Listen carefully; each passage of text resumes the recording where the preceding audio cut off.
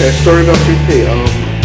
Back in 1998, we were both freshmen at Orange County Community College, and we were both computer science majors.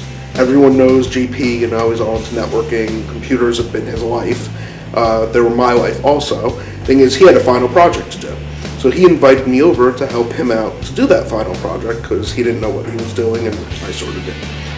Anyway, it was like sleeting, snow, icy, worst weather conditions ever. Everyone knows he lives on this back road in Chester that's impossible to get to. It wasn't a fun drive. I get there, I pretty much do his final project for him, he thanks me. On the way out, he walks me to the door. Going out the door, I walk down his steps. I trip on the ice, slide. I must have been suspended in mid-air for about 5 seconds until I go right flat on my rear end. What does he do after I just did his final project for him? He sits there and laughs for about 10 minutes straight. And that is my story of my friendship with JP. So JP and I go way back, grew up on the same street. We got stories left and right. Some of the funniest moments probably helped them redo the network at the Cornwall Extension branch, and driving home, it was probably about 3 feet of snow, and we decided to start pulling the e-brake on Route 17 all the way home. Thought we were going to crash. Got stopped by the police. They said, "Where are you going?" We're like, we're just looking for something to eat. So I mean, we had some great stories, great times. Love him like a brother.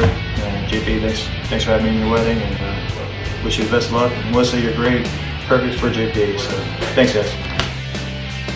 So when I actually first met JP, I was going to Towson University, and I was going to a new school. I was moving in a new area. I didn't really know anyone.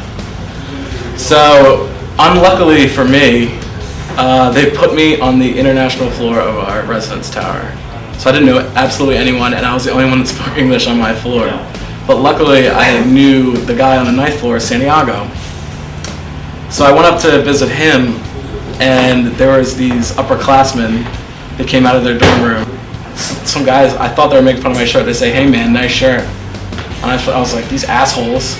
And turned out it was JP and Mike, and then they actually were complimenting me on my shirt. So that's actually how I met JP, and we're friends ever since then. I met JP my freshman year of college.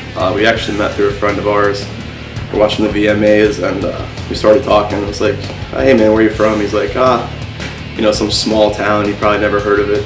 So we were talking about a concert that we both attended, similar. So he's like, "Oh, you never heard of it, man?" He's like, "Oh, from Monroe." I was like, "No way, I'm from Warwick." So we, pretty much realized we lived 10 miles from each other, but never knew each other before college. So that was pretty cool. That was in 2001. It's now been 8 years I've known JP, and we've just had countless awesome times together. Remember we were taking a road trip up to the University of Delaware, and he was going to drive us up there, and he was running really late. Me and my friends were like, "What's going on?" He's like, "I don't know, man, but the only excuse I'm taking that if he's hanging out with a really cool chick." So he finally rolls up to the house. We're getting ready to leave. I was like, "Dude, what took you so long?" He's like, "Well, actually I met this really cool girl." So we're like, "No way." He's like, "Yeah," and ended up being Melissa. So just want to say congratulations, you guys, and have a good wedding. Well, I got one story that really stands out. I'm his brother, obviously.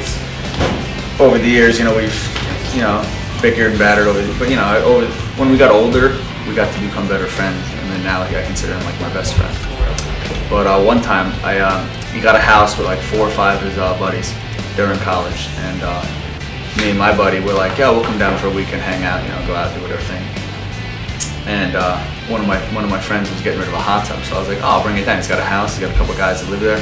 It'll be perfect, thing to get for a new house that they own." So me and my buddy drove like 4 or 5 hours. Got stuck in traffic. It was probably ended up being 6, 7 hours. And I get there. It was like 11, 12 o'clock at night. I'm like, "Oh, I got you a gift. Here's a hot tub." And he's like, "Oh, it's sweet." And we came and looked at it. There's one problem though. I dragged the cord behind my truck probably for 2 hours, so it got frayed, and you had to fix that. And the thanks I got was, "Well, great, thanks. Now I got to fix the hot tub." But I mean, and then that was the weekend I think I met Melissa. I'm not sure. I mean, it's been so long ago now. But great girl. I'm glad for him, and I wish him all the best.